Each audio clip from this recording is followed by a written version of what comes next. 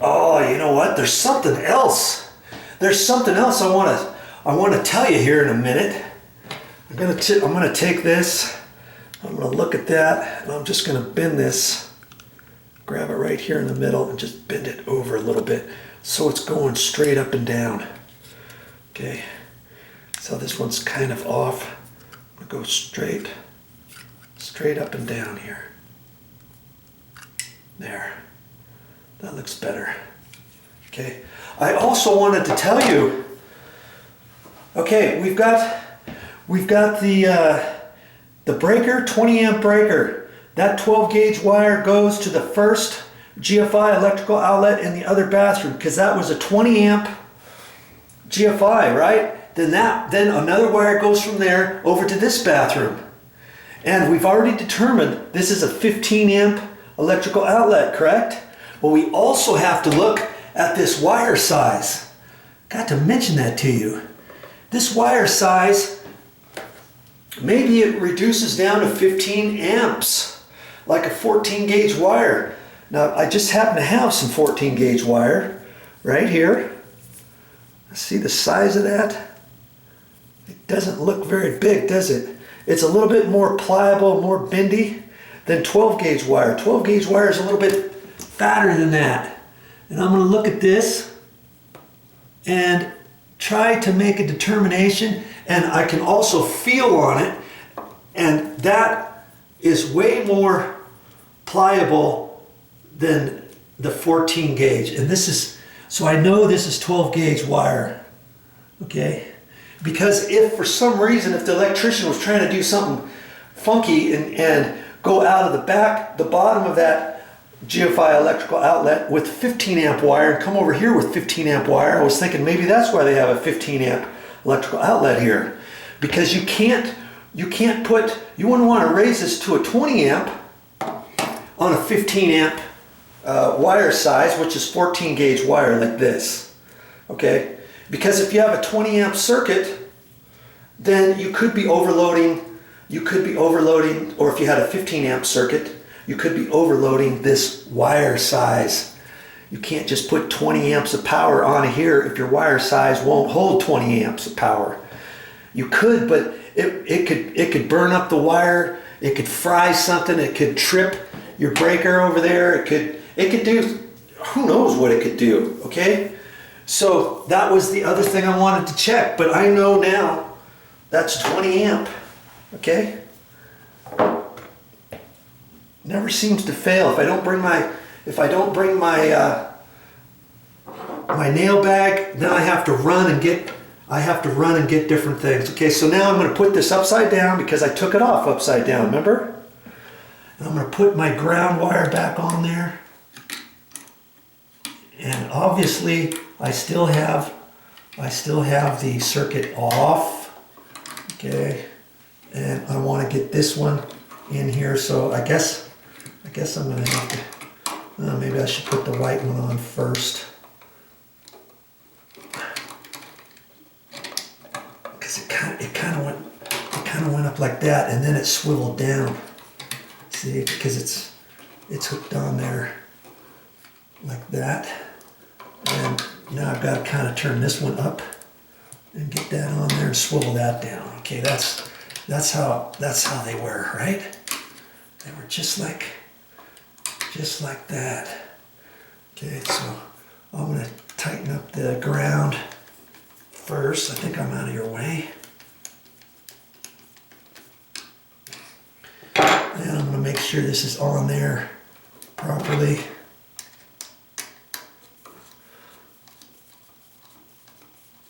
I've not done anything different to that than was on there from before. Okay. And this other screw is sticking out, and I'm just going to screw that in to keep it out of the way. I always like to do that. It's just something I do. Okay, now I can swivel that around where it was before, right? And see, it doesn't matter. It doesn't matter where I hook this. I can hook it on the top screw, or I can hook it on the bottom screw. It doesn't really matter on this particular outlet, okay? And I'm gonna hold it on there, like that, and tighten the bajunior out of it. See, they should have crimped them on there a little bit tighter. Part of it's sticking out underneath the screw, just barely, but that's how it was before, and I'm not gonna worry about it. Okay, I've got good connections on there. Okay, so this is exactly how it was before, right?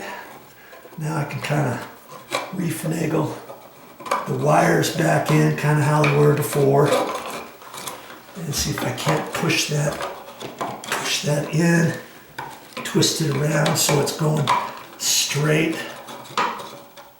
Okay, and I like to push it in all the way without the screws.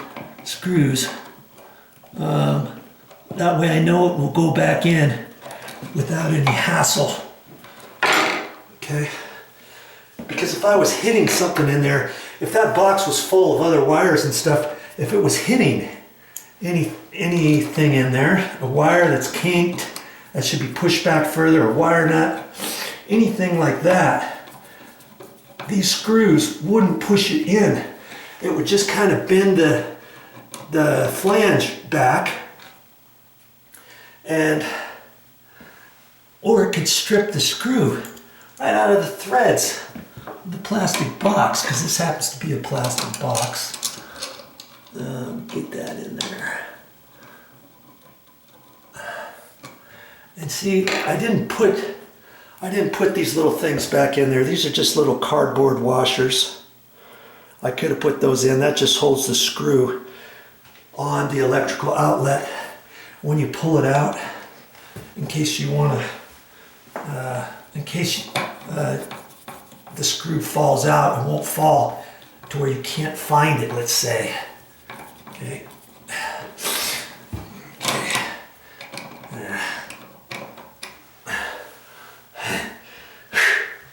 Jeez, I gotta contort my body to try to use my right hand here, because it's easier for me to do that than use my left hand. And I wanna try to put it in about the same location as was before, especially if you've painted, you haven't painted, you didn't take your cover plates off or something. You want this to go exactly where it was before, you know. I can see where the top needed to be right there. And the bottom looks pretty straight right about where it's at. And I also noticed when I took it off, it wasn't screwed up tight to the wall either. And see, it looks like about right there it should go. All that just to show you the 15 amp, the little marking, and had I known where to look exactly, I would have found it. And I was pretty sure it was down on that. See, I can't even really see it with this light on there.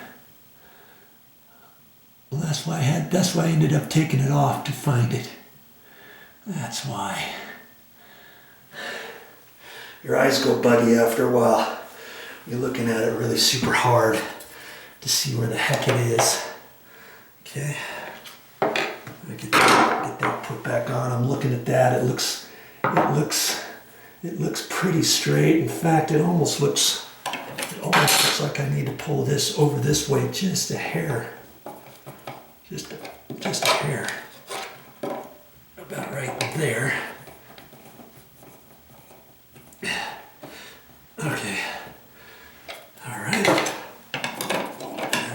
Get that back on there. Get these little screws back on there.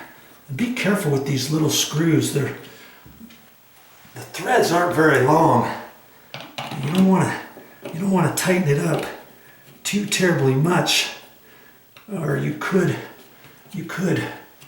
crack your cover plate if it's not a vinyl cover plate. If it's a vinyl cover plate,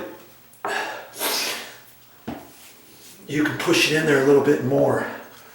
Okay, I'll have to clean this up a little bit when I get done. I'll get that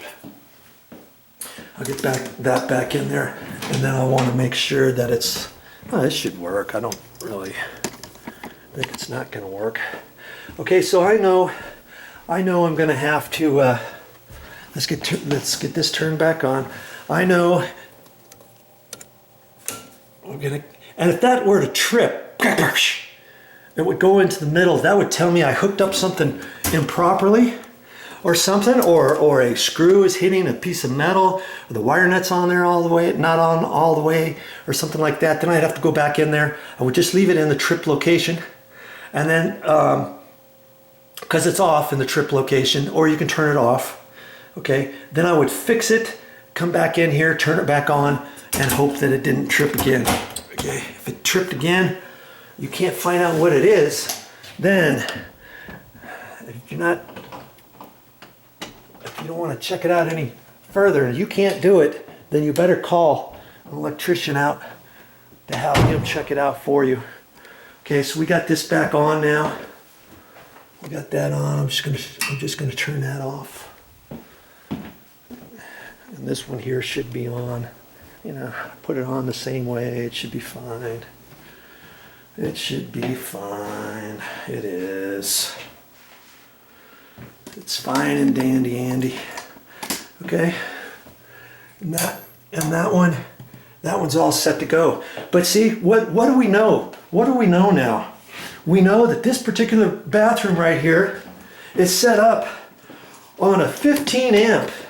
Just because the electrical breaker is 20 amps and the junction and the GFI in the other bathroom's 20 amps, we know coming over to here is not 20 amps, don't we? We know it's only 15. It's only 15 amps of power that's coming over here. Well, a 20 amp wire to back behind here because it's 12 gauge wire, but then only 15 amps of power can we plug into this because it's only a 15 amp electrical outlet. Does that make sense? And so I can leave it alone, and if we have guests coming out here, and if they constantly have issues about this bathroom having the breaker trip or having this trip, if anything's going to trip, chances are it's going to be the GFI breaker in the other bathroom. Okay, then you would reset that, push the button in, and get it reset. Okay, so if it was something like that, then that's gonna turn this back on. But if you have constant issues over here, every time you plug something in or a couple different things plugged in, it keeps tripping. Now you're gonna know why, right? Because this is only a 15 amp electrical outlet, and to fix it, what are you gonna do? You're gonna go down to the store, the handy dandy Ace, Lowe's, Home Depot, wherever you're gonna go. You're gonna get an electrical outlet like this one, a white one, a square one, rectangular, and you're gonna take this one out, turn the electricity off, replace it. I've got all kinds of videos on how to install an electrical outlet, or something you just saw kind of how I did it there. Okay, and when you take the wires out, they might be pushed into the back, they might be on the sides. If you take it out, you're going to put this one back in the very same way. Okay, and you're going to change out that electrical outlet from a 15 amp to a 20 amp. You're going to know how to check that now, aren't you?